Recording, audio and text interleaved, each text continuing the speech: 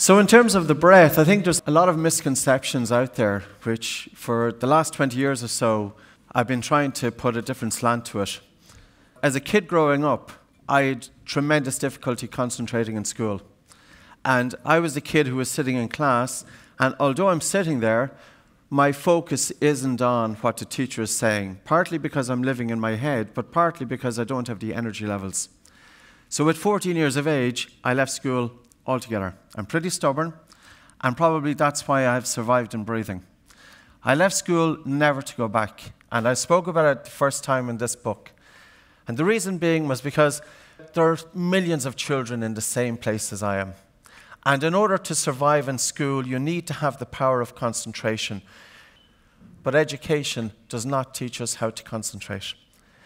When we talk about flow states and focus and concentration and attention span, you will not achieve these if your physiology is in that increased stress response, or if you're prone to sleep apnea or insomnia or snoring. And when we look at the incidence of this in the population, this has been overlooked. When people talk about flow states, they don't necessarily tell you how to achieve flow states.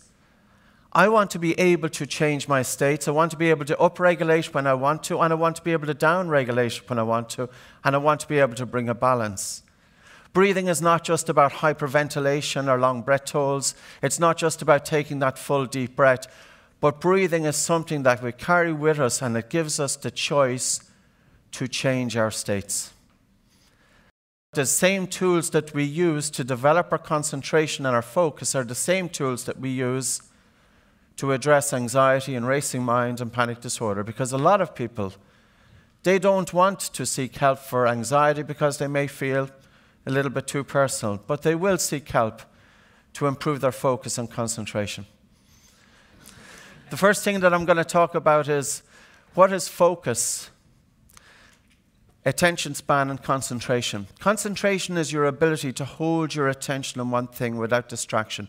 And I don't mean just merely looking at something, but directing 100% of your attention on what you're doing.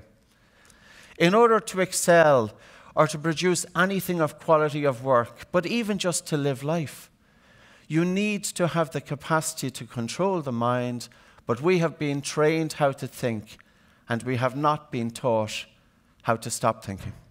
And no matter what you are doing, whether you're a student, a family person, whether you're in corporate life, police, military, it doesn't matter. You need the capacity to change your states and direct your attention.